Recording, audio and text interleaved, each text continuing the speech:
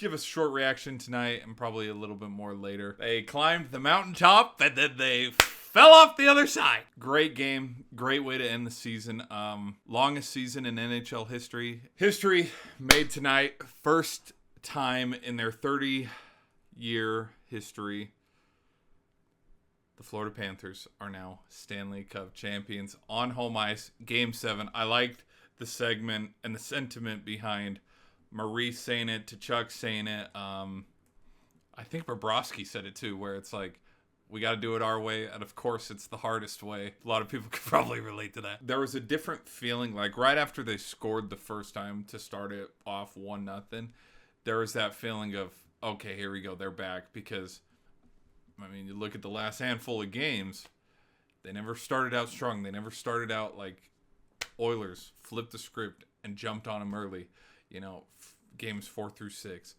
But then here come the Panthers. They take that 1-0 lead. Things did get a little freaky because it's like, oh my gosh. Janmark had a goal to equalize it at 1 apiece, and it's like, here we go. Janmark's being the hero again for Oilers when all the bigs step down. But then Reinhart, second period, ended up being the game-winning goal, make it 2-1.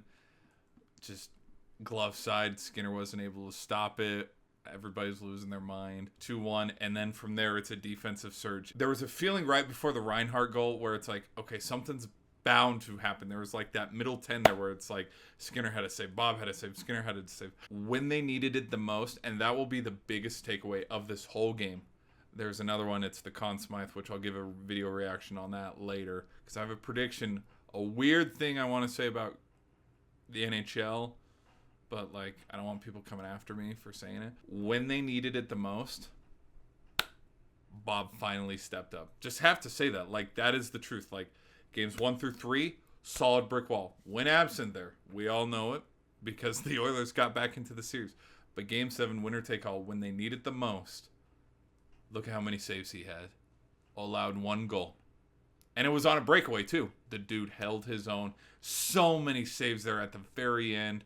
When it got crazy, because there was the one where it's like, net is wide open. Kulikov, I think it's Kulikov, almost accidentally whipped it in for an own goal. But like that one, the mad scramble right there in front of the net when McDavid pushed it to his forehand, like that right there where, you know, the refs blowing it off and stuff and they blow the whistle, like that right there, that save sealed the game probably. Like when we look at the bigger picture, it's like, okay, that's the save that saved the game. There were a handful of chances where the Oilers could have evened it up at 2-piece, and I personally believe, just with how tight this game was and how the Oilers had all the momentum, if the Oilers score, make it 2-2 and we go to overtime, there's that we gave up the late goal, Oilers have all the momentum and it swings the Oilers' way and Oilers are hoisting the cup.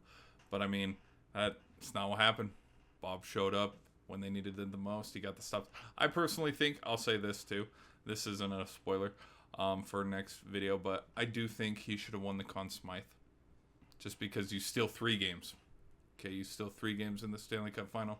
I think you deserve the Conn Smythe. But honestly, it doesn't matter. I don't think they care because they won the Stanley Cup, you know.